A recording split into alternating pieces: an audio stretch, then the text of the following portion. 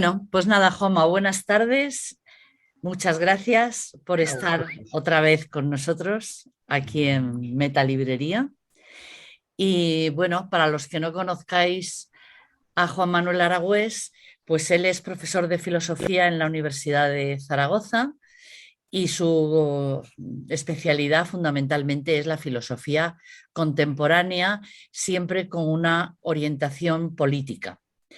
Y eso es lo que se ve a través de sus monografías, sobre todo porque ha hecho una monografía sobre Sartre, sobre Deleuze, sobre Marx, eh, donde ha hecho un acercamiento a la filosofía política de estos autores, ¿no? También ha escrito obras dedicadas al análisis de la sociedad contemporánea y sobre todo me ha interesado mucho el que publicaste en el 2002 sobre líneas de fuga y también el de la vanguardia al cibor, ¿no? Las aproximaciones al paradigma postmoderno. Y ha coordinado obras colectivas sobre Sartre, sobre Lucas, sobre Deleuze, siempre además publicados en Mira, en Zaragoza, y también sobre estudios panorámicos sobre el pensamiento actual.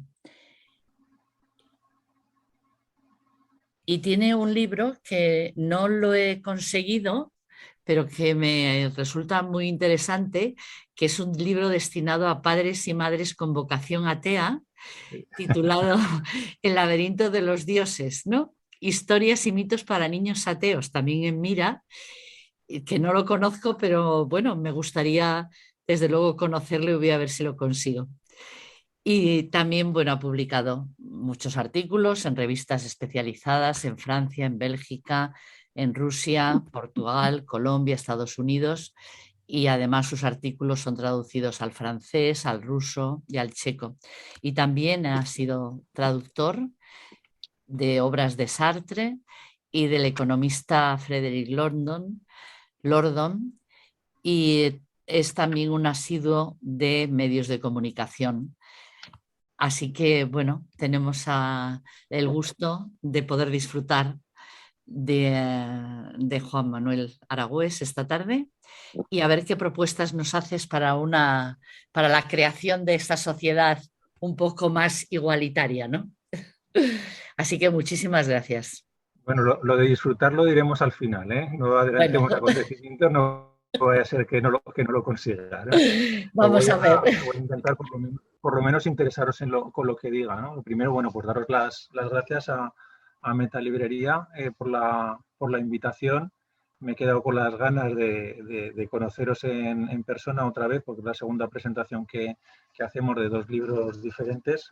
Hoy en realidad la excusa también era el Marx contemporáneo que hemos editado con Plaza y Valdés y que es el resultado de un congreso que hicimos sobre Marx en Zaragoza, conmemorando el bicentenario del nacimiento de Marx en 2018 y pues ahí hay textos de gente de primera línea como Laval, Dardot, el mismo Lordon que tú señalabas. Y bueno, pues que muchísimas gracias, que es un placer estar aquí y hablar de este tema que, bueno, a mí me parece que es uno de los temas centrales, fundamentales de la política contemporánea, ¿no? Que es el de la construcción de una política de la diferencia desde una perspectiva materialista, ¿no? Quizá merecería la pena empezar aclarando un poco los conceptos, ¿no? Porque quizá precisarlos y que sepáis exactamente a qué me refiero cuando, evidentemente, vamos a hablar de política, eso está muy claro, pero qué quiero decir cuando hablo de materialismo, qué quiero decir cuando hablo de diferencia, ¿no? Y voy a empezar por ahí para desembocar finalmente en la cuestión en la cuestión de la política. ¿Qué entiendo por materialismo? Bueno, pues fundamentalmente dos cosas. Una, por decirla con el viejo Althusser, ¿no? Con Louis Althusser, dicho el viejo Althusser, pero en realidad es de esos textos últimos tan brillantes y tan interesantes que tiene sobre el materialismo del encuentro, Althusser de una manera muy, muy rápida define el materialismo como no contarse cuentos, ¿no?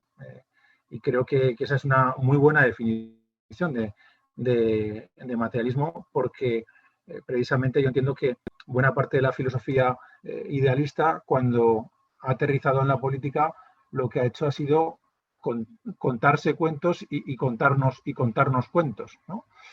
Desde Platón hasta las teorías del contrato, bien sean las de la modernidad, bien sean las contemporáneas, lo que nos encontramos en la filosofía, en el idealismo, cuando aborda la cuestión política, es una modelización que nada tiene que ver con la realidad, para acabar desembocando en la propuesta política que se quiere defender, ¿no? Pues lo que encontramos en las teorías del contrato, el caso de, me parece especialmente significativo el caso de Locke, ¿no? Un autor que se reclama como empirista, que en el ámbito de la epistemología pues entiende que todo conocimiento tiene que proceder de lo sensible, y sin embargo cuando se va al ámbito de la política pues hace una propuesta que nada tiene que ver con el proceso histórico y con la realidad histórica, y se aleja de ella, ¿no? Frente a ese planteamiento, lo que nos encontramos es con una tradición materialista que precisamente lo que subraya es la necesidad de mirar la realidad a los ojos y de hacer política desde un planteamiento realista, ¿no? Eso lo encontramos en Maquiavelo, eso lo encontramos en Spinoza, lo encontramos en Marx sin ninguna duda, ¿no? Me gustaría incluso leeros cómo empieza Spinoza. Me parece un autor fundamental para abordar la filosofía política, a pesar del tiempo que nos separa de él. Cómo empieza Spinoza su tratado político, ¿no? Cómo empieza el capítulo primero. Dice: los filósofos conciben a los hombres no como son, sino como ellos quisieran que fueran. De ahí que las más de las veces hayan escrito una sátira en vez de una ética, y que no hayan ideado jamás una política que pueda llevarse a la práctica. Yo creo que Spinoza, que está haciendo una crítica, dice los filósofos, pero lo que está haciendo es una crítica de la tradición idealista en filosofía, pone el dedo en la llaga, ¿no? Como el paso primero para hacer una política desde un planteamiento materialista es la aproximación a la realidad y contar con lo que realmente tenemos. Y Spinoza apunta en una dirección muy clara, ¿no? Al ser humano tal como es, no como nos gustaría ser, no como nos gustaría que fuera el ser humano, sino cómo realmente nos comportamos. Y de esto diré algo más adelante, ¿no? Primera cuestión para el materialismo, por lo tanto, ese no contarse cuentos. Y una segunda nota para definir el materialismo es su vinculación al concepto de vida, a la idea de vida, ¿no? A mí es algo que cada vez me parece más relevante, ¿eh? Creo que el concepto sobre el que se podría articular la concepción materialista en filosofía es precisamente ese concepto de vida, de vida real, de vida real. Tal como, por ejemplo, podemos encontrar en la ideología alemana, ¿no? En la ideología alemana, Marx y Engels dicen aquello de que no es la conciencia la que determina la vida, sino la vida la que determina la conciencia. Y esto es muy importante por dos cuestiones.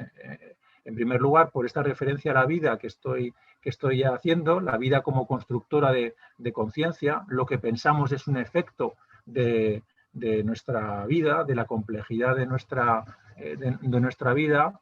Y en segundo lugar, porque, claro, esto nos saca de esa lectura pues tan poco atractiva que muchas veces se hace de Marx, en la que parece que solamente exista la clase a la hora de definir al sujeto. Y Marx lo que nos está diciendo es que el sujeto es, como dice la tesis sexta sobre Feuerbach, el conjunto de sus relaciones sociales. El ser humano no es solamente la clase a la que pertenece, ni mucho menos, sino el conjunto de su vida. Y esa vida es la que le hace pensar de una determinada manera, y atender a esa vida de los sujetos me parece que también es una de las señas de identidad del materialismo. Especialmente en un momento en el que, alargando a Marx, yo creo que podríamos decir que con lo que nos encontramos es con una contradicción. Si Marx hablaba de la contradicción capital-trabajo, yo diría, insisto, alargando a Marx, que lo que estamos viviendo es una contradicción capital-vida, ¿no? Cada vez vemos de una manera más clara que el capitalismo que estamos viviendo es un sistema, pues, que precisamente atenta contra la vida, contra la posibilidad de la vida del ser humano en el planeta, y en estos últimos años lo estamos constatando de manera fehaciente, y yo diría que incluso angustiosa, ¿no? Por un lado, entonces, la definición o la concepción del materialismo, acogida a esas dos cuestiones: no contarse cuentos, atender a la vida de los sujetos. Y en segundo lugar, la cuestión de la diferencia. ¿Qué entiendo por diferencia? ¿Dónde me sitúo cuando me cobijo bajo este concepto de diferencia? Porque el concepto de diferencia es un concepto, pues, que tiene un enorme éxito, diría yo, a partir de la segunda mitad del siglo XX. Es tremendamente utilizado en la filosofía de la segunda mitad del siglo XX. Simplemente que nos fuéramos a ver la cantidad de obras en cuyo título está el concepto de diferencia, a veces mal traducido, porque, por ejemplo, en castellano hemos traducido la diferencia al libro de Lyotard, de Les Différents, cuando traducir différent por diferencia no tiene ningún sentido, ¿no? Porque ahí Lyotard está acuñando un neologismo que yo creo que en la traducción debería haberse mantenido, ¿no? Pero bueno, tenemos ahí esa raíz, ¿no?, también de diferencia. Es un concepto, insisto, que tiene un enorme éxito, una enorme presencia en la filosofía de la segunda mitad del siglo XX, y que sigue gozando de buena salud, pero que yo creo, y esto lo creo con Deleuze, esto es algo que plantea Deleuze, ha sido entendido de dos maneras. Ha sido entendido de dos maneras, lo cual va a tener una enorme repercusión en el ámbito de la política. Deleuze dice que hay dos maneras de entender el concepto de diferencia. O bien entender que solo lo que se parece difiere, o bien entender que solo lo que difiere puede parecerse. Parece que está haciendo un juego de palabras. Esto lo dice en diferencia y repetición, pero en absoluto es un juego de palabras. Aquí hay un contenido ontológico tremendamente potente, porque lo que nos está diciendo ahí Deleuze es que hay dos vías de la diferencia. Una que parte de la identidad, solo lo que se parece puede hacerse diferente, y esa sería la vía que yo llamaría hegeliana, de origen hegeliano, de raigambre hegeliana, aunque no la encontremos en Hegel, pero yo creo que tiene esa raigambre hegeliana, porque privilegia el momento de la identidad, y lo que quiere hacer es alejarse de la identidad, y para alejarse de la identidad promociona la diferencia.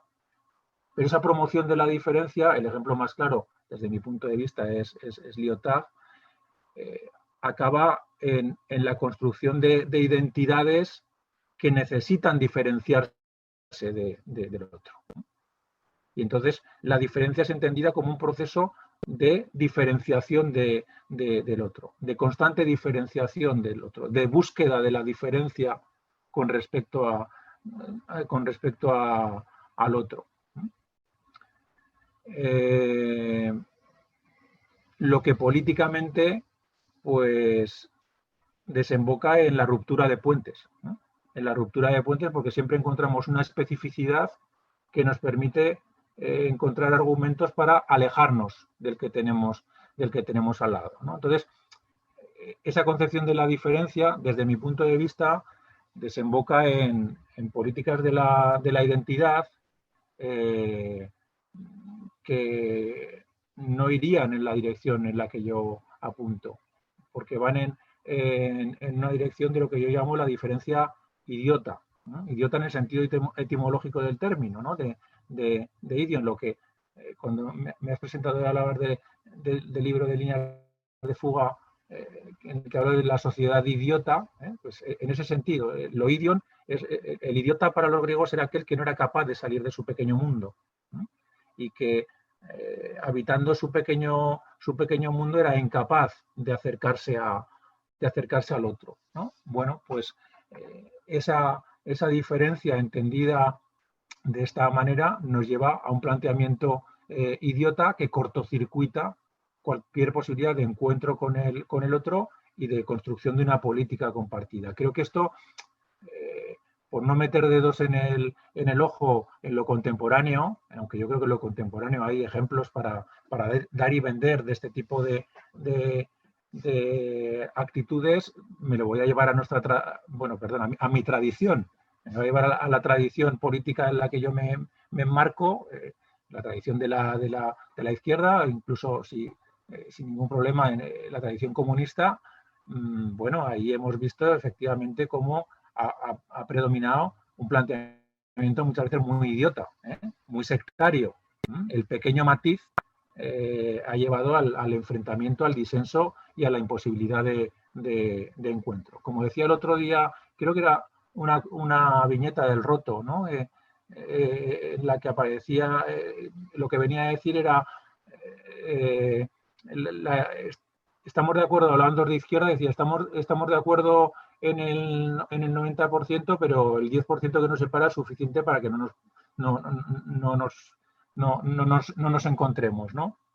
Y mientras que dos de derechas hablaban y decían pues lo contrario, ¿no? Que su objetivo era el encuentro y defender los intereses que sabían que tenían comunes, ¿no? Bueno, la otra concepción de la diferencia que apunta Deleuze es la que parte de la propia diferencia. Solo lo que difiere puede parecerse. Es decir, parte de la diferencia. Entiende que la diferencia está en el origen. Esto es Spinoza puro y duro. Esto es Spinoza puro y duro, y es el planteamiento de que los seres humanos somos diferentes. No nos hace falta reivindicar ninguna diferencia porque constitutivamente esas relaciones sociales a las que apuntaba Marx en la tesis esta sobre Feuerbach son diferentes en cada uno de nosotros, en cada una de nosotras, y por lo tanto los sujetos estamos atravesados por la diferencia. No hace falta ir a buscarla, ya nos constituye la diferencia. Por lo tanto, la política debería consistir en la construcción de lo común a partir de esa diferencia. Hacia eso es hacia lo que apunta Deleuze, ¿no? Por eso dice que una de las dos vías puede cambiarlo todo. Se refiere efectivamente a esta segunda vía. Una vía que parte de la diferencia, que entiende la diferencia como origen, que entiende que los sujetos somos diferentes y que, por lo tanto, cuando hablamos de política, de lo que hablamos es de la construcción de lo común, de la búsqueda de lo común. Con esta primera parte lo que pretendía era dejar claros los conceptos, ¿no? Tanto el concepto de materialismo como el concepto de diferencia. Y la cierro haciendo referencia a un neologismo que me he permitido acuñar en los últimos tiempos y que de hecho está en el título de uno de mis últimos libros, ¿no? Que se titula De idiotas a coinotas para una política de la multitud.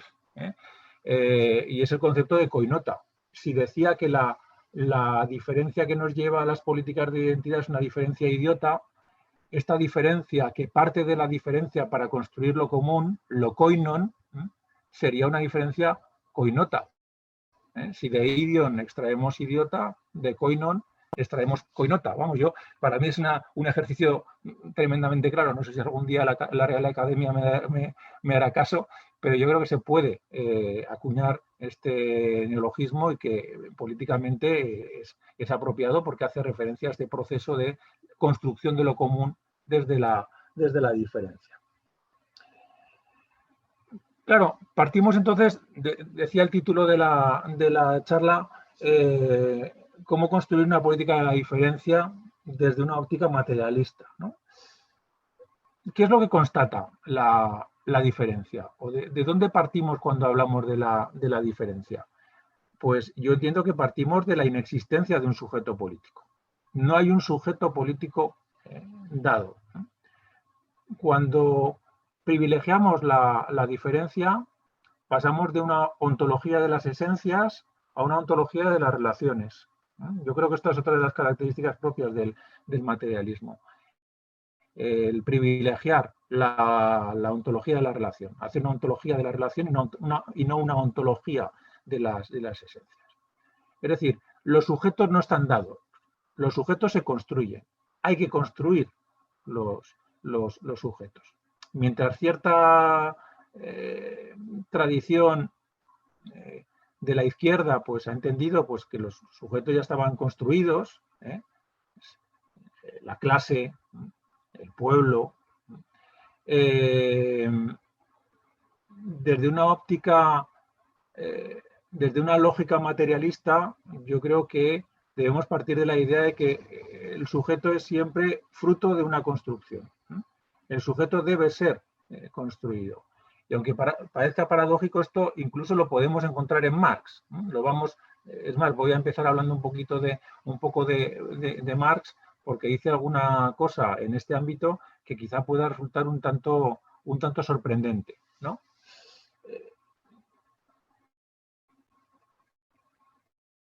Hay que construir el sujeto, ¿no? Se trata de construir el sujeto. Para mí ese es uno de los empeños fundamentales de la política contemporánea. La construcción del sujeto político, así como la construcción del sujeto individual. En eso no voy a entrar.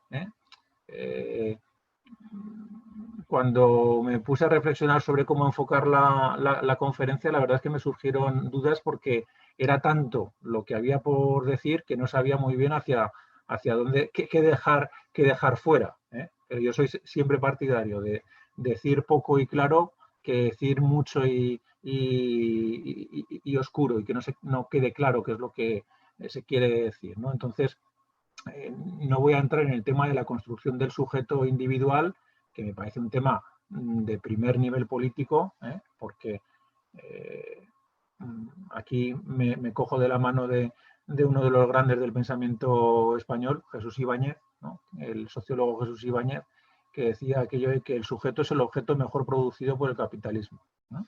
El sujeto es el objeto mejor producido por el capitalismo. A mí me parece una frase brillante, pero brillante porque realmente describe muy bien la realidad, ¿no? Cómo los sujetos somos un producto social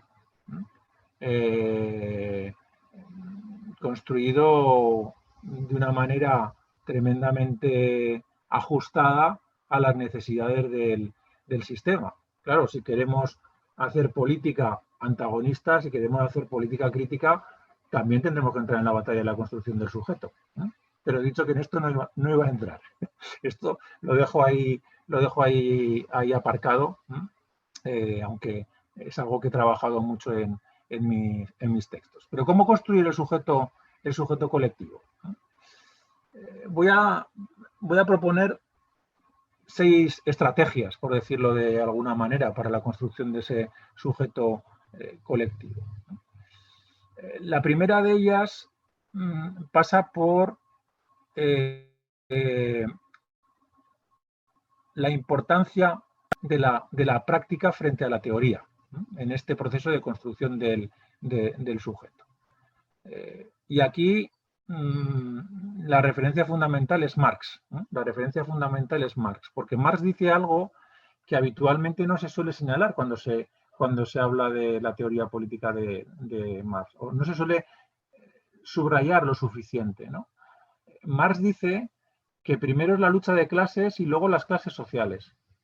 Nuestra lógica, por eso yo le dediqué un librito a Marx hace poco, que además Metalibrería tuvo la gentileza de considerarlo libro de la semana o algo así, y me hizo una ilusión tremenda. un librito que se titula El dispositivo Karl Marx, en el que hablo de la lógica materialista, de potencia política y lógica materialista, es el subtítulo, ¿no? Lógica materialista. ¿Qué es eso de la lógica materialista? Hombre, desde la lógica tradicional, diríamos, para que haya lucha de clases es condición indispensable que haya clases. Si no hay clases, no puede haber lucha de clases. Pues Marx invierte esa lógica. Y desde su lógica materialista dice, no, primero es la lucha de clases y esa lucha de clases produce las clases. Es decir, primero hay conflicto y el conflicto delinea los sujetos que participan en el conflicto. Esto lo han dicho de una manera también muy, muy interesante últimamente el Comité Invisible. El Comité Invisible, a nuestros amigos, dice, no es el pueblo el que genera la revuelta, sino la revuelta la que genera su pueblo. Es la revuelta la que genera su pueblo. Y yo siempre que cito esto, pienso en el 15M, ¿no? Pienso en el 15M y cómo en el 15M no había un sujeto previo. Ese sujeto se va construyendo en las plazas. Es algo que procede de una práctica, ¿no? Es el resultado de una práctica, ¿no? Entonces, Marx lo que nos está diciendo, Marx está huyendo de los esencialismos, ¿no? Marx huye de los esencialismos. No, la clase ya no es algo que se pueda reconocer sociológicamente, que se pueda definir sociológicamente, sino que es algo que es el resultado de una lucha. Es decir, todos aquellos que se han implicado en la lucha forman parte de la clase. Claro, esto es muy relevante desde mi punto de vista, porque lo que está diciendo Marx es que puedes trabajar en una fábrica y no formar parte de la clase y puedes trabajar en otro ámbito que no sea el del proletariado y sin embargo formar parte de la clase. Marx lo que está diciendo es que forma parte de la clase todo aquel que lucha contra el capital. Constituye la clase todo aquel que desarrolla una práctica que se enfrenta con el capital. Claro, traigamos esto a nuestra actualidad. Yo creo que nos serviría para resolver algunos problemas que a veces tenemos en nuestra actualidad política, ¿no? Y ahora estoy hablando evidentemente del tema del feminismo. ¿Quién forma parte del sujeto feminista? ¿Nos vamos a las esencias? ¿Lo definimos desde una perspectiva esencialista o lo definimos desde una perspectiva práctica? ¿Concedemos que forma parte del feminismo todo aquel que lucha contra el patriarcado, independientemente de su sexo, género, orientación, etcétera, etcétera? Yo creo que ese enfoque sirve para resolver muchos problemas y además para espantar ciertas perplejidades que a veces nos asolan, ¿no? Porque nos llevamos a la cabeza cuando decimos, ¿cómo es posible que la clase obrera vote a la derecha? Pues bueno, pues porque trabajar en una fábrica no es garantía de nada. Trabajar en una fábrica no es garantía de nada. Como ser mujer tampoco es garantía de nada, o ser hombre no es garantía de nada, o ser negro no es garantía de nada. Entonces, la cuestión de la práctica es la primera de las estrategias que dejo encima de la mesa porque me parece crucial para esa construcción del sujeto. Luego, una segunda cuestión, no segunda porque sea la segunda, sino porque lo he ordenado así, podríamos decirlo de otra manera. Que quizá parezca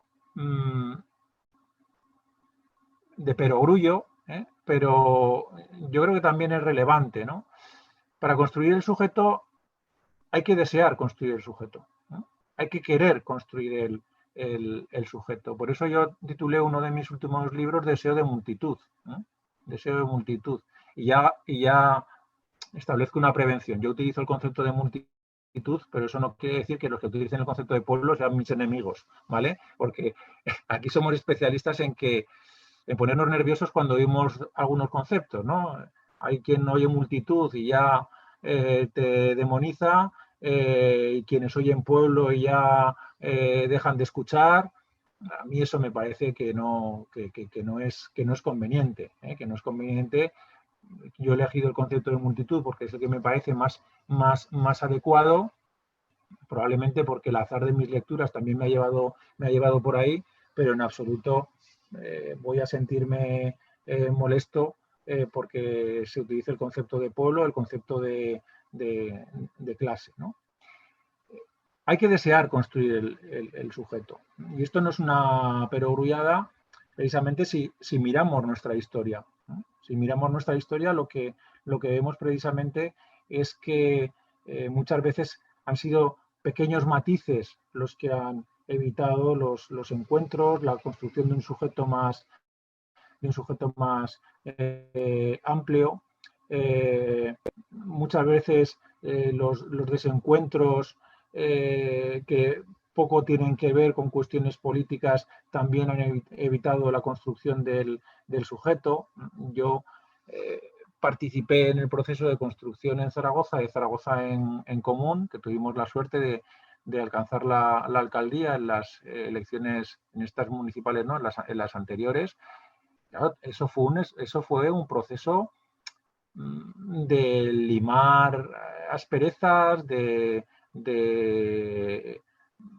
intentar, de desear construir una herramienta que nos parecía absolutamente necesaria, y para construir esa herramienta hubo que hacer ejercicios que quizás hasta ese momento no habíamos sabido hacer.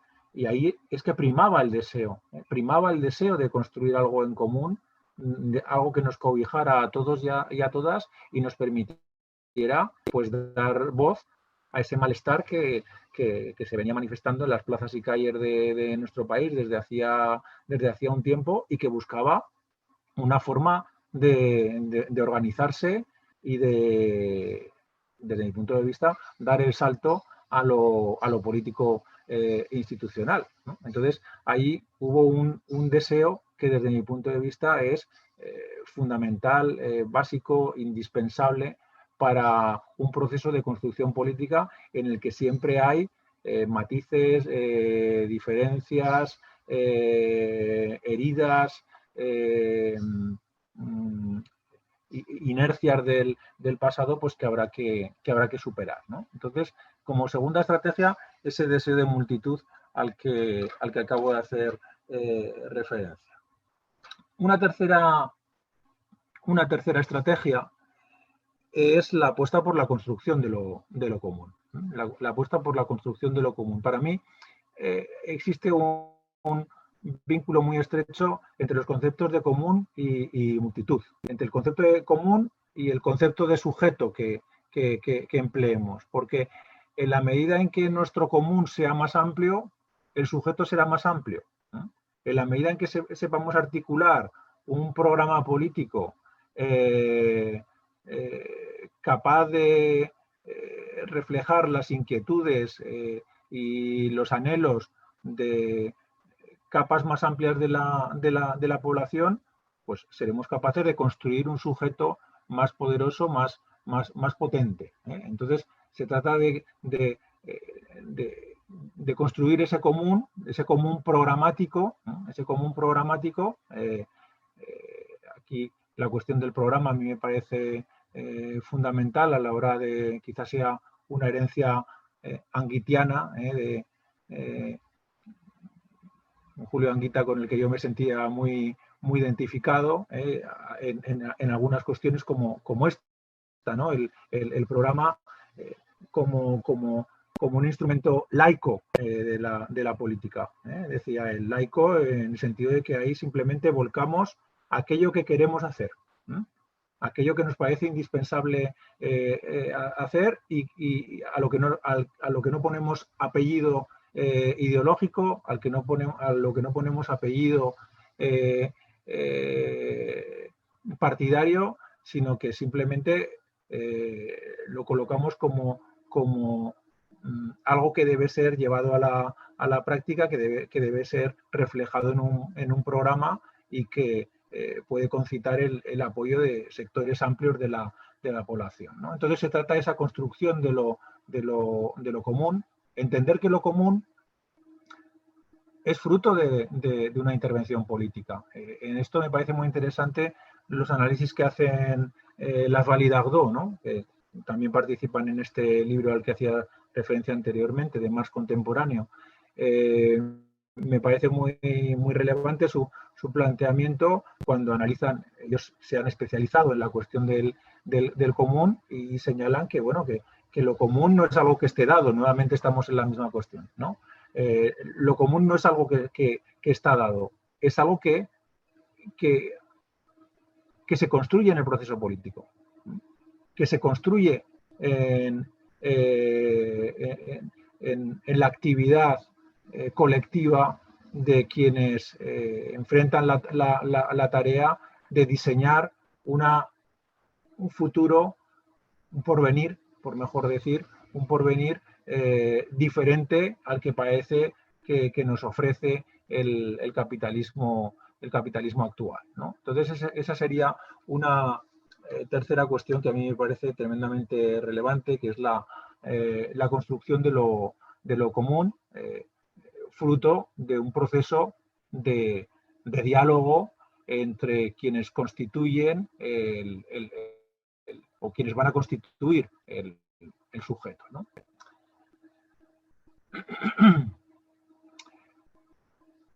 Como cuarta cuestión, y aquí entro un poco en la temática del sujeto individual, como cuarta cuestión para una política de construcción de sujeto desde una óptica materialista de la diferencia, resulta fundamental entender que los seres humanos no tenemos exclusivamente una dimensión racional, sino que también tenemos una dimensión pasional. Y muchas veces esa dimensión pasional tiene un peso enorme en el ámbito de la política. Esto lo ha trabajado muy bien Frédéric Lordon, el sociólogo, economista, pensador francés. Tiene un libro muy interesante que se llama Los afectos de la política. Los afectos de la política, publicado por Prensa de la Universidad de Zaragoza y traducido por un colega mío y por mí mismo, por Julien Canavega y yo mismo. Y Lordon hace una analítica muy, muy interesante de raigambre spinosiana. Él se apoya en Spinoza y coge de Spinoza el concepto de afecto. Y dice que los seres humanos actuamos, todo lo que hacemos es como consecuencia de aquello que nos afecta. En ese sentido, afecto, no en el sentido exclusivamente psicológico del término, sino en el sentido que le da Spinoza, que es más amplio. Los seres humanos siempre respondemos a nuestras acciones, son la consecuencia de que algo nos ha afectado, ¿no? De que algo nos ha afectado. Y muchas veces hemos tenido un excesivo empeño en el ámbito de la izquierda en entender la política como un ejercicio exclusivamente racional, ¿no? En el que se trataba de tener los mejores argumentos y los mejores análisis, ¿no? Y luego eso nos llevaba muchas veces a la decepción, al desencanto, porque esos argumentos que efectivamente pues podían ser muy justos, podían ser muy racionales y podían ser muy convenientes, luego no llegaban a la gente, ¿no? Lordon dice que las ideas, que no basta con que una idea sea buena, ¿eh? No basta con que una idea sea buena. La idea tiene que tener un suplemento, dice él, ¿eh? Tiene que llegar al sujeto, ¿eh? Tiene que afectarle, tiene que producirle algo. Y por eso, en ocasiones, la dimensión racional no es la única que debe intervenir en el proceso político. Hay que también acudir al ámbito de las pasiones. Lordon define la política como un ars passionalis, ¿no? Como un arte de las pasiones, en el que las pasiones, sin ninguna duda, desempeñan un papel fundamental. Y Spinoza dice que una pasión en un determinado sentido solamente puede ser contrarrestada con otra pasión en sentido contrario de la misma potencia o mayor. Es decir, que hemos de saber que cuando hacemos política, cuando nos introducimos en ese proceso de construcción de subjetividad, la cuestión de las pasiones va a desempeñar un papel fundamental. En nuestro país yo creo que lo hemos visto con el tema de Cataluña, se vio de una manera muy evidente, cómo los argumentos racionales quedaron aplastados bajo el peso de las pasiones. Esto no quiere decir, evidentemente, que haya que sustituir lo racional por las pasiones y hacer una política exclusivamente dirigida al ámbito de las pasiones, pero sí ser conscientes de la importancia que esa dimensión tiene en el desarrollo de las prácticas políticas. Y voy con las últimas dos estrategias y con esto terminaré para dejar tiempo a que podamos dialogar si tenéis algo que plantear, que espero que sí.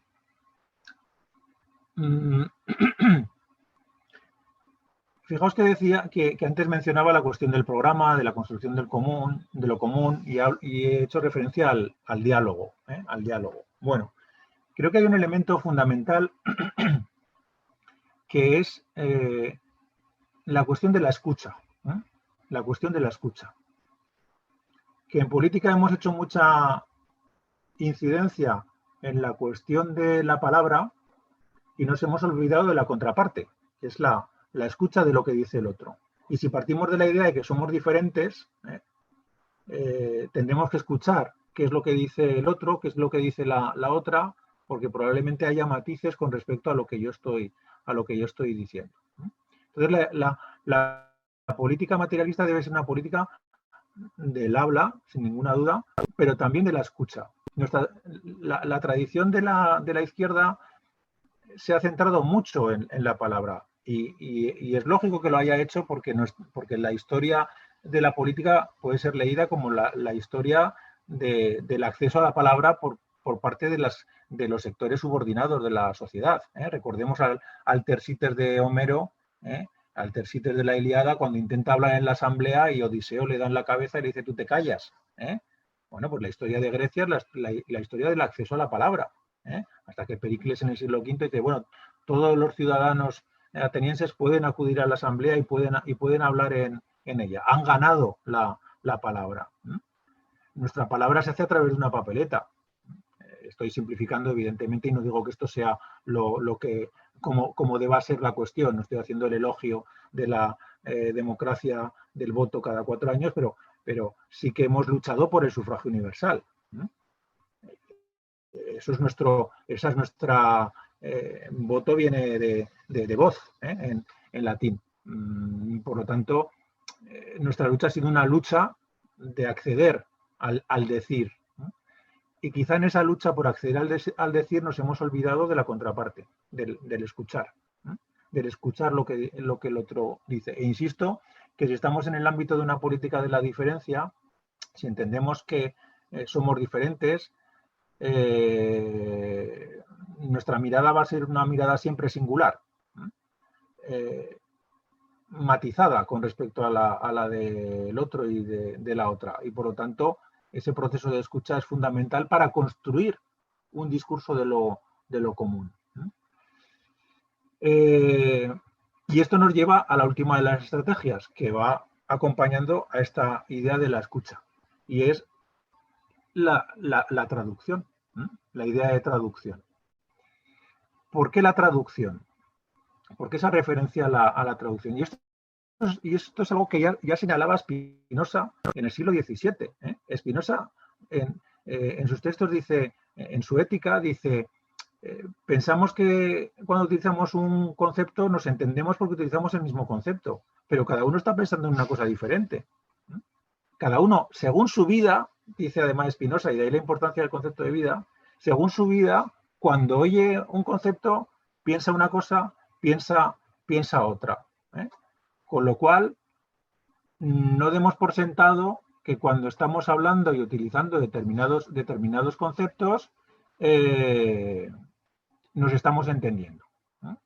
Es preciso un proceso de traducción entre los sujetos, entre las tradiciones políticas que permitan limar asperezas y que nos permitan, a veces con lenguajes diferentes, darnos cuenta de que estamos diciendo cosas semejantes y que a veces con lenguajes semejantes estamos diciendo cosas diferentes, ¿no? Pongo un ejemplo y es una anécdota que quizá ya la he contado incluso aquí, porque la cuento muchas veces, pero es que me marcó mucho, ¿no? Yo le dirigí la tesis a un sacerdote. La leyó hace un año aproximadamente. A un sacerdote, dirigido por un ateo materialista, ¿no? Bueno, pues yo a veces leía cosas que él escribía y mi primera reacción era de dar un respingo, ¿no? Decía, pero hombre, es que esto no se puede decir, ¿eh? Cuando él calificaba, por ejemplo, al capitalismo como una estructura de pecado, ¿no? Claro, a mí eso me... Pero luego lo pensaba y decía, pero si está diciendo lo mismo que yo. Le está diciendo lo mismo que yo con su lenguaje. Luego el desarrollo me hacía ver que estaba diciendo exactamente, bueno, exactamente no, pero que había muchísimas más coincidencias que distancias, a pesar de que estábamos utilizando un lenguaje que era diferente. Pero esos lenguajes se pueden traducir. Es preciso traducir esos lenguajes. Eso es algo que apunta un sociólogo portugués que, bueno, en realidad catedrático de Filosofía del Derecho, que a mí me gusta, me parece muy interesante, que es Boaventura de Sousa Santos. Boaventura de Sousa Santos utiliza este concepto de traducción entre las culturas. Dice, es preciso que las diferentes culturas planetarias, que no son culturas universales, sean conscientes de su no universalidad y escuchen a las otras culturas, escuchen y traduzcan también lo que las otras culturas dicen, porque quizá estamos utilizando conceptos diferentes para estarnos refiriendo a cosas semejantes, ¿no? Bueno, lo que he intentado ha sido poner encima de la mesa una serie de estrategias que a mí me parecen ineludibles en ese proceso de construcción de un sujeto político desde una perspectiva materialista y de la diferencia. Evidentemente habría muchas cosas más que decir, habría problemas que señalar. A mí se me ocurre uno, que es el problema de la organización. ¿Cómo nos organizamos? Yo estoy convencido de que la forma partido, a pesar de que milito en formaciones políticas, es una forma obsoleta, que no es válida, que no nos ayuda demasiado, pero también soy consciente de que de momento no tenemos alternativa. ¿Cómo nos organizamos para hacer política? Los procesos de los partidos políticos son inevitables. Lo que hemos visto en Podemos, su conversión acelerada en un partido a la más vieja usanza, es algo que no se puede evitar.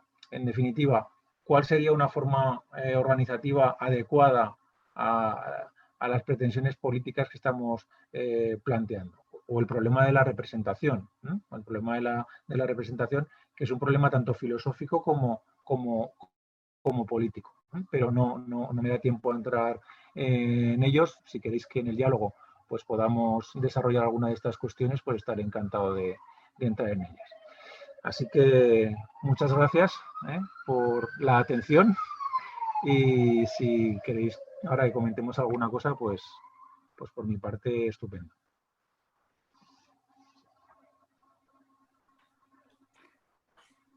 Muchas gracias, Juanma. Ha sido muy interesante, creo que muy sugerente estos 6 puntos o estrategias que has propuesto, ¿no? Y bueno, no sé, alguien que quiera hablar puede abrir su micrófono, que yo no lo tengo cerrado, o sea, puede abrirlo y hablar. Pero me ha llamado la atención una cosa que has dicho sobre el conjunto de las relaciones sociales determina la vida, no solo la clase, ¿no? Aludiendo al materialismo, como lo definías. Y claro, eh,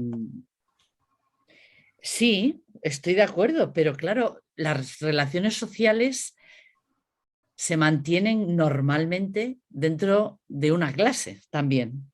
Es difícil el interclasismo dentro también de las relaciones sociales, ¿no? No sé, no sabría cómo explicarlo, pero claro, que esto determine el concepto de vida y que ese concepto, por lo tanto, va a determinar la conciencia, es todo un bloque que, bueno, me resulta muy interesante para desarrollar, ¿no?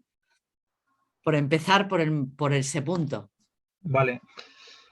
Bueno, esto en realidad es algo que esto lo dice Marx textualmente, ¿no? Es la tesis sexta sobre Feuerbach y dice, la esencia humana, estoy citando de memoria, es el conjunto de las relaciones sociales, ¿no?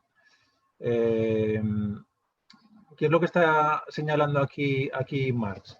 Bueno, en primer lugar, yo creo que está eh, anticipándose o, eh, ¿cómo decirlo? Está respondiendo anticipadamente a aquellos que dirán que Marx dice que lo que constituye al sujeto es exclusivamente la clase social. Somos la clase social, ¿no? Marx dice, bueno, como si hubiera escuchado esa crítica, cuidado, somos el conjunto de nuestras relaciones sociales, es decir, estamos constituidos por todo aquello que nos sucede. ¿Qué son las relaciones sociales? Pues efectivamente la relación laboral que mantenemos, sin ninguna duda, cómo no iba a ser importante, sobre todo en un momento en el que la gente trabajaba 10, 11, 12 horas, 6, 7 días a la semana. Evidentemente esa relación laboral es fundamental, pero más dice, no olvidemos también el resto de relaciones sociales. ¿El qué? Las amistades, la familia, las lecturas, todo eso es lo que acaba constituyendo a un sujeto. Está hablando más a mí me parece muy interesante porque más de lo que nos está hablando es de la pluralidad del sujeto, de la enorme cantidad de elementos que entran en la constitución del sujeto. Frente a esa idea liberal e idealista de una naturaleza humana común para todo el mundo, más lo que señala es el carácter relacional del sujeto. En cierto modo, se está oponiendo también a esa concepción del sujeto como una mónada aislada que desde su individualidad puede hacer lo que considere oportuno, ¿no? Lo que más llamaba las Robinsonadas.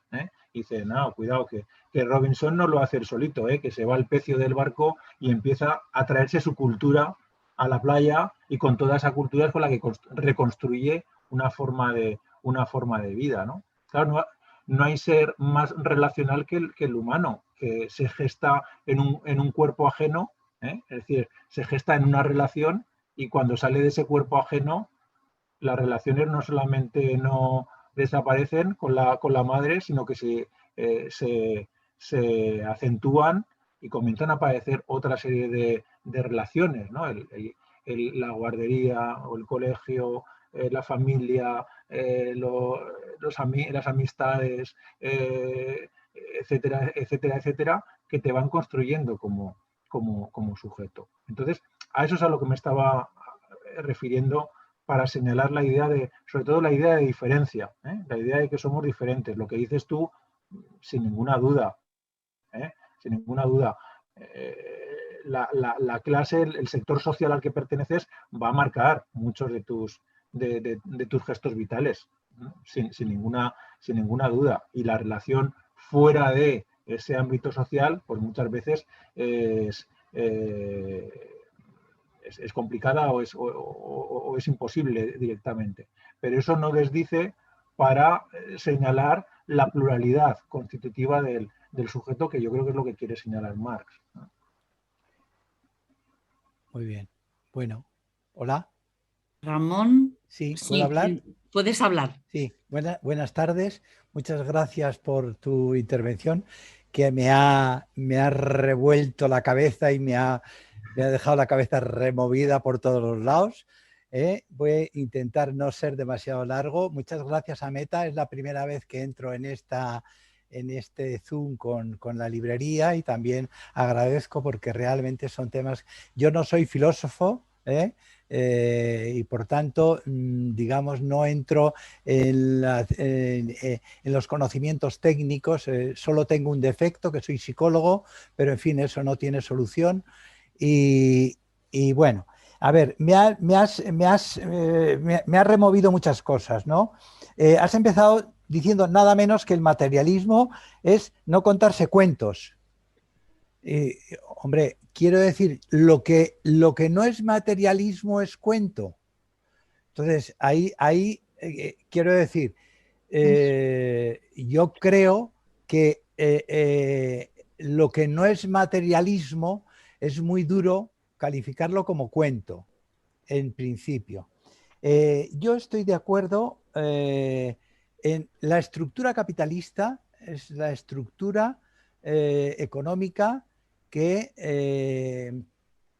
es absolutamente denostable, y en eso soy marxista puro, en lo que es la estructura económica. Ahora, quiero decir, la condición del ser humano no se agota en el materialismo. Claro, en otro momento has dicho, no es la conciencia lo que determina la vida, sino que la vida determina la conciencia. Hombre, no puede ser una cosa interactiva en ambos sentidos. Es decir, quiero decir que yo en mi juventud tenía una orientación más de materialismo dialéctico, materialismo histórico, pero he ido cambiando el sentido de entender, o creo entender, o es mi opinión, que la conciencia también transforma lo material. Por tanto, decir, el materialismo, lo que no es materialismo es cuento o es idealismo en un sentido que podría ser despectivo, no. Es decir, las ideas condicionan la realidad y condicionan la vida, ¿no? Bueno, no quiero alargarme mucho. Entre las 6 estrategias que has señalado, me he quedado muy satisfecho cuando has ido a la cuarta, a la quinta y a la sexta, en el afecto, en lo que afecta de Spinoza. En los seres humanos no solo tenemos una dimensión racional, sino también pasional, la escucha, la traducción de los conceptos para cada cual. Esas cosas me parecen fundamentales. Pero yo, para no alargarme, porque esto me daría para un debate enorme, largo, es que me provoca y me entusiasma, ¿no? Pero es decir, estoy de acuerdo, es decir, ¿qué alternativa tenemos al capitalismo? Porque la diferencia entre tú y la presidenta del Banco de Santander es infinitamente inferior que la diferencia entre tú y un negro del Congo, un niño que se está muriendo de hambre, que no tiene para comer. Perdóname esta provocación. Entonces, quiero decir, entran muchos factores y por tanto creo que lo subjetivo y lo emocional, yo lo pasional, lo de pasional me gusta menos, me gusta más el término emocional. Lo emocional, tanto sociológicamente como individualmente, condiciona lo material, y lo material condiciona y por tanto hay una interacción en ambos sentidos, porque definir solo el materialismo yo creo que es quedarnos cortos. Perdón por la extensión y muchas gracias por permitirme expresarme. Muchas gracias, Ramón. Bueno, Ramón, yo creo que estamos más de acuerdo de lo que ha parecido por la intervención y por lo que has deducido de lo que yo he dicho, ¿vale? A ver, ¿por dónde empiezo? Voy a empezar por la cuestión de la vida y la conciencia. Es que estoy completamente de acuerdo contigo. Claro, fíjate que cuando he hablado del tema de las ideas, he dicho que Logdón decía, y yo lo suscribo, que no basta con que una idea sea buena para que sea efectiva, ¿no? Que le hace falta un suplemento y tal. Es decir, yo le estoy concediendo una tremenda importancia a las ideas porque entiendo que las ideas forman parte de esa vida. Que cuando yo utilizo el concepto de vida no expulso las ideas. No entiendas, no me veas como un marxista antiguo que solamente piensa en la economía. Vale. Claro, precisamente mi interés es alejarme precisamente de esa concepción que entiende el materialismo únicamente como lo económico, ¿no? Yo entiendo el materialismo. Por eso he traído el concepto de vida, como todo lo que constituye la vida del sujeto, y en la vida del sujeto los elementos ideológicos e ideales, los elementos ideales, vamos, sin ninguna duda, la importancia que puede tener la religión en un sujeto. Pero es que eso sería una relación social, tal como lo entiende Marx, ¿no? Claro, si tú eres educado en una familia islámica, una familia de tal secta protestante, una familia católica, una familia atea, claro, eso te va a generar una forma de pensar. Por eso dicen más que la vida construye nuestra conciencia, porque el haber nacido en ese ámbito va a hacer que nos introduzcamos dentro de una tradición, bien para asumirla, bien para criticarla, pero estaremos dentro de esa tradición, ¿no? Entonces, yo creo que en eso estamos de acuerdo, en eso estamos de acuerdo. Yo no veo la distancia, quizá no me haya acabado de explicar bien en esa cuestión, no lo haya dejado claro, pero desde luego, si algo entiendo es que esa división que se hace en el marxismo clásico de estructura y superestructura, y que es la estructura la que produce la superestructura y se acabó, a ver, yo creo que esa dicotomía no es muy útil, y que lo que hay es procesos de feedback, de retroalimentación, en lo que lo ideal transforma lo material para a su vez incidir en lo ideal, en un proceso complejo y sin fin, podríamos incluso decir, ¿no? Lo de los cuentos, evidentemente Althusser lo dice como una provocación. Ya veo que la provocación funciona, ¿no? Pero sí que es cierto que hay cierta... Estoy hablando en el ámbito de la filosofía, evidentemente, ¿no? Y lo que te encuentras en el ámbito de la filosofía, el que tenemos por gran filósofo inaugural, Platón, claro, hace un gesto que dices, hombre, pero dice, mire, este mundo material, lo que existe en realidad es un mundo de las ideas. Tal. Y claro, por eso Nietzsche a finales del 19 dice, hombre, vamos a acabar con los trasmundos inventados, vamos a dejar de mirar a mundos trascendentes que están más allá, etcétera, etcétera, y vamos a aterrizar en la realidad de nuestras vidas, en la realidad sensible, en la realidad material, y olvidémonos un poco de estas dimensiones producidas e imaginadas que nada tienen que ver con la realidad sensible y con la realidad vital, ¿no? En ese sentido es en el que he utilizado el concepto de cuento, lo cual yo a mis alumnos de primero este año les insisto mucho en evitar el maniqueísmo, es decir, idealista malo, materialista bueno. No voy por ahí, porque creo que en el materialismo hay cosas que son indefendibles y en el idealismo hay elementos que son tremendamente interesantes, ¿no? Entonces, bueno, pues ha sido recoger una provocación de Althusser para señalar la necesidad de, cuando hacemos política, aterrizar sí, en la realidad. Y luego decías, ¿qué alternativa hay al capitalismo? Pues de momento ninguna, es que la tenemos que construir. esa es la cuestión, ¿no? Que desde luego las alternativas históricas que ha habido yo creo que no son reproducibles, ni las prácticas políticas deben ir en esa dirección, ¿no? Y de lo que se trata es de construir, y ahí hay algo que habitualmente no se suele señalar en exceso en la tradición política materialista, que es la imaginación, ¿no? La importancia de la imaginación.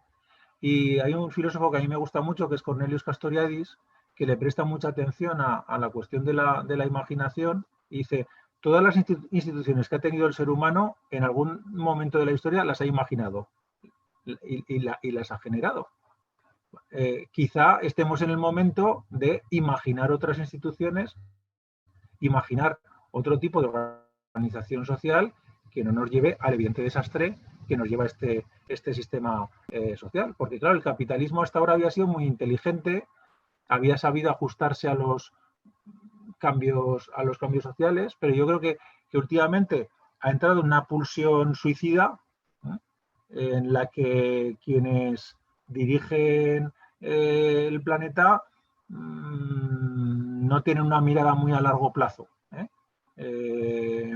Su mirada es una mirada muy estrecha, y yo creo que se asume ya la posibilidad de catástrofes planetarias como inevitables, y que se ha dado ese camino como un camino que vamos a transitar. Bueno, yo frente a ese camino creo que es nuestra obligación el imaginar otros posibles modos de convivencia alternativos al capitalismo que en estos momentos están evidentemente por diseñar, entiendo yo. Muchas gracias por las declaraciones. A ti por las preguntas. ¿Alguien? Bueno, a mí me interesa mucho que comentar un poco más. Raúl, ¿quieres hablar? ¿Tienes tú? Pues no, habla, faltaría más. Habla, Raúl. Hola, buenas tardes. Y encantado, Margarita, y encantado, Juan Manuel. Me ha parecido estupenda la exposición. Muy bien, y vamos, las estrategias son fantásticas. A mí me pecan un poco de idealistas, con perdón, la verdad. Y bueno, de ellas, bueno, por supuesto, el de la práctica me parece fantástico, pero a mí me parece más problemático. No sé si puedes ampliar un poco más, porque yo creo que hay un punto ahí problemático en el tercero, ¿no? Que es el tema de construir lo común. ¿Pero qué es lo común? Pues no, porque eso no está claro, qué es lo común. De hecho, tú señalas a Anguita y su programa, pero programas tenemos muchos. ¿Cuál es el común? ¿Cuál es el común? ¿El de Anguita es el común? ¿O el del Partido Popular quizás es el común? No sé. O sea, quiero decir, ahí hay algo muy indeterminado ahí. Hay algo muy determinado, y creo, además, he visto por ahí, acabo de repasar algunas publicaciones tuyas, ¿no? Que creo que hay algún libro de crítica del populismo, ¿no? O por lo menos no has citado en la exposición todo lo que es la tradición de Laclau y demás, que está en la base de algunos movimientos, ¿no? Se supone, pero bueno, que tiene una cierta implantación. Entonces, yo no sé en qué medida criticas o criticas en este ámbito del populismo, si lo común es algo indeterminado, hasta el punto de vista de que yo creo que en lo común, si lo miramos desde el punto de vista cuantitativo, en los que más hacen más común. Entonces casi estarán dando la razón quizás los populistas, porque de alguna manera cautivan los impulsos quizá más fácilmente que otros, ¿no? Y tenemos pruebas en la historia política reciente, ¿no? Es decir, lo común es demasiado indeterminado. Es quizás una propuesta bien intencionada, bien expresada, pero creo que está tan vacío de contenido, por lo menos creo que necesitaría criterios para saber realmente por dónde anda lo común. No creo que podamos quedarnos con lo cuantitativo. No sé si me he expresado bien, ¿vale? Sí, perfectamente. Gracias, Raúl. Nada, vosotros, Margarita.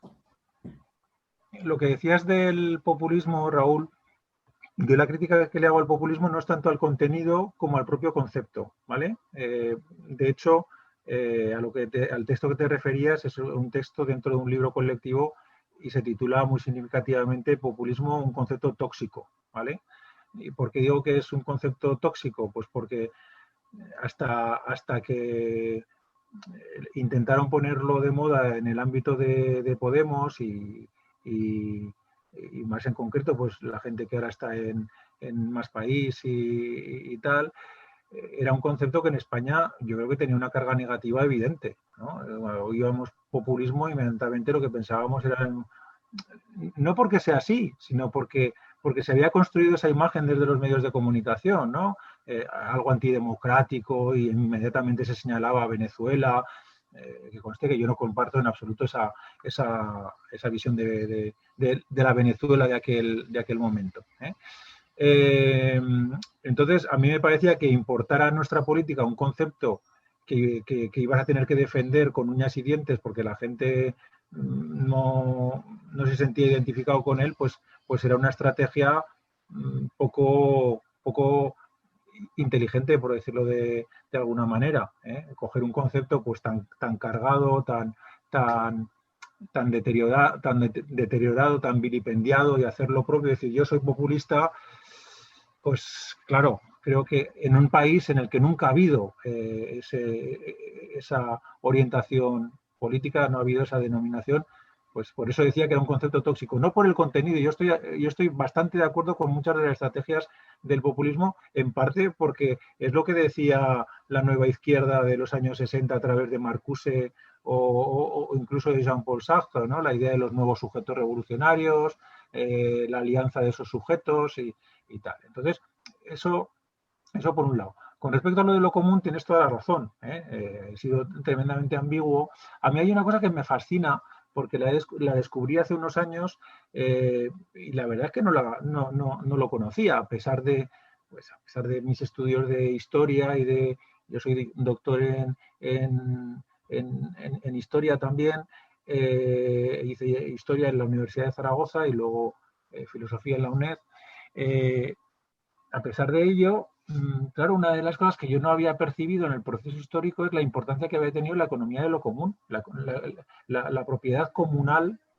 La propiedad común desempeña un papel importantísimo en la Europa de la medieval y de la modernidad, y podríamos entender que todo el esfuerzo del capitalismo desde los siglos XVI, XVII y XVIII es quebrar esa economía de lo común, acabar con las propiedades comunales, ¿no? Esto lo analiza muy bien Marx en el capítulo 24 del Capital, el que dedica a la acumulación originaria. Es algo que también analiza muy bien Silvia Federici en Calibán y la bruja, aunque desde otra orientación. Entonces, eso para mí resultó sorprendente, ¿no? Ver el peso que tenía la economía de lo común y cómo el capitalismo había intentado laminarla, acabar con ella y privatizar, ¿no? Y estamos en una segunda oleada de agresión, ahora ya no a lo común, sino a lo público, ¿no? La privatización de todo servicio que sea público o de bienes que siguen siendo comunes, ¿no? La coordinadora del agua de Cochabamba, cuando hubo las luchas por el agua en Bolivia, redactó un manifiesto que empezaba diciendo una cosa preciosa, ¿no? Y dice, no tenemos nada y hemos sufrido un gran robo. Se refería a la privatización del agua. No teníamos nada y hemos sufrido un gran robo, porque les habían dejado sin acceso al agua. Bueno, yo creo que se trata de recuperar ese espíritu de existencia de ciertos servicios, de ciertos bienes que tienen que estar a disposición del conjunto de la comunidad.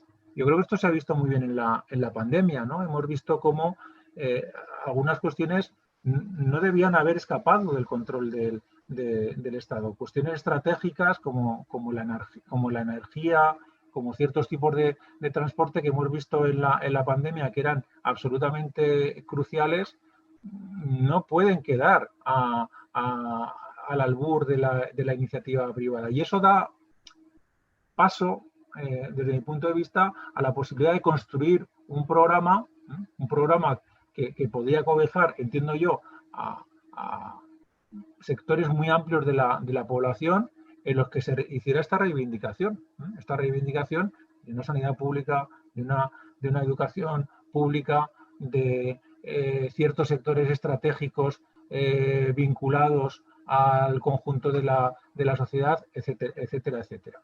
Claro, esto evidentemente hay que concretarlo. El último lunes de noviembre, el lunes y martes, hay en Bilbao un congreso precisamente sobre la cuestión de los comunes. Yo no sé si se retransmite también por internet. Me han invitado a participar en una de las mesas que va a haber. Van a estar ahí Laval y Dardot, por ejemplo, y ahí se abordará esta cuestión de una manera mucho más específica. Yo te invitaría, si te interesa el tema o te deja así un poco insatisfecho lo que yo he dicho, hay un libro, lo que pasa es que es un libraco, son 600 páginas, hay un libro de Laval y Dardot que se titula Común, cuyas últimas 100 páginas plantean un programa político de lo común. Ahí se concreta mucho más la cuestión. Vale, muchas gracias. ¿Quién es el autor? Perdona, Lavalle, ¿no? Laval con V y Dardot. Bueno, sí. Vale, muchas gracias, muchas gracias, joven. De nada. Gracias, Margarita. Sí, yo también le iba por la vía de lo común y lo individual, ¿no? Porque parece que a pesar de haber sufrido comúnmente la pandemia, creo que hemos aprendido poco de la importancia que tiene lo común, ¿no?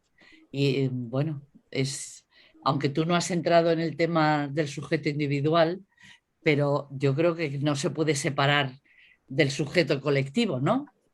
Y claro, ahí hay muchísimas problemas y cuestiones que quedan abiertas, desde luego.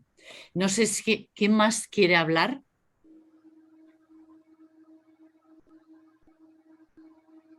Bueno, pues Juanma, muchísimas gracias. Creo que has planteado muchas cuestiones para poder seguir discutiendo sobre ellas, leyendo y haciendo nuevas tertulias en las que podamos discutir. Así que muchas gracias, y cuando vengas por Madrid, por supuesto, a ver si ya Metalibrería está abierta del todo. Aunque sea de visita, pasaré por ahí. Muy pues bien. Muchísimas gracias a Metalibrería, y muchas gracias a quienes habéis estado ahí compartiendo este rato, que para mí ha sido muy, muy agradable, y sobre todo generar el diálogo, aunque haya sido breve, que hemos tenido. O sea que muchas gracias, y un saludo y un abrazo para todos y todas. Muchas gracias, Juanma.